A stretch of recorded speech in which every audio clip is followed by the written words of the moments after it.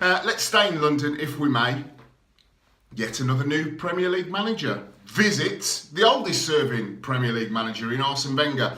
It's Arsenal, Swansea City, all of the Giggs Gate, sort of my former teammate Robbie Savage, get absolutely hauled over the coals for his suggestion that Ryan Giggs should have got the Swansea job. Time will tell, Rob. Time will tell. But on this one, I can't see anything other than a routine Arsenal victory. I was going to go 3-0, but I think that, again, after international break, although teams and players are ready to get back into Premier League football, back into the hurly-burly of league life, you never quite know who's a little bit undercooked, who's carrying a little bit of a niggle, who's a little bit jet-lagged. So I'm going to be a little bit skinny on this one. I'm going to give Arsenal the victory by 2-0. Bob Bradley's sides do work tremendously hard, and they will be much fitter in the next month. So I do expect an upsurge in Swansea City's form, but not today. 2-0 to the Arsenal. Likewise down at Dean Court / whatever it's called now. And Bournemouth as they face Hull City. I think this could be a relegation 6-pointer. I think that Bournemouth at home, you have to go as favourites to win the game. I know that Hull City started the season well, but for both teams really, it's been muddling along with results. And what they cannot afford to do is to be cut adrift at this stage of the season. However, I do believe at home with the likes of Wilson, with the likes of King, in the lineup, potentially, and of course Jack Wilshere pulling the strings. He's another couple of weeks fitter. No international duty for Jack. They've wrapped him in cotton wool, stuck him in a box in a corner and bring him back out to play.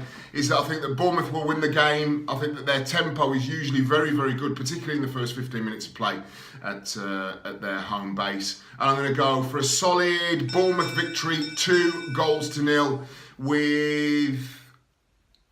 I think that Jack Wilshere may get on the score sheet. Mr. Sitter last time round. I think he might get on the score sheet this time. Another couple of weeks, of course, of training under his belt. Let's go to one of the big games of the weekend. As you can see, I've got the usual black t-shirt on. It's not the same one every time. I have a few in the wardrobe, but with a jacket on because I was interviewing Gareth Barry. This is Thursday. Today is Friday. So we don't do smoke and mirrors here.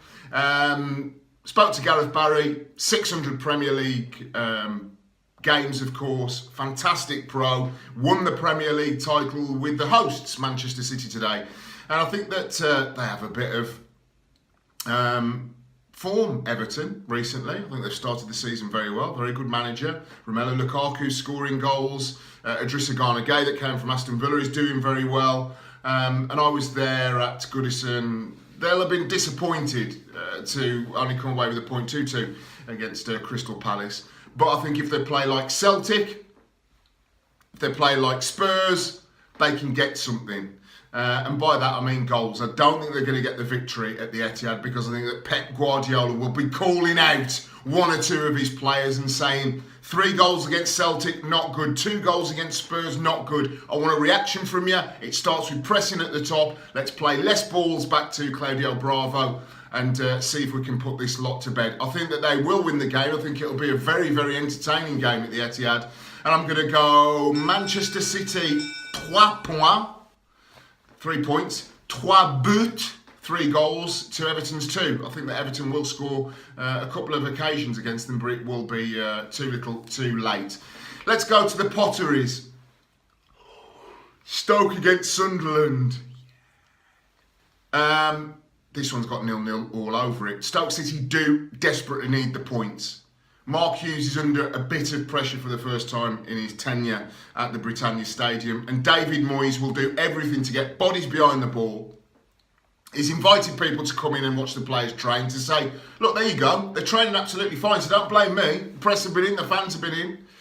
I'm going to go for a 0-0 draw on this one. It's going to be hard fought. It's going to be set pieces. Maybe one for you to have a little bet on who hits the crossbar. That may well be clanged a couple of times, but I don't think either side are in good form in front of goal. So I'm going to go Stoke City 0, Sunderland 0. Let's go down the M6 motorway if we may. Come out onto the Sir Stanley Matthews Way, down on the M6.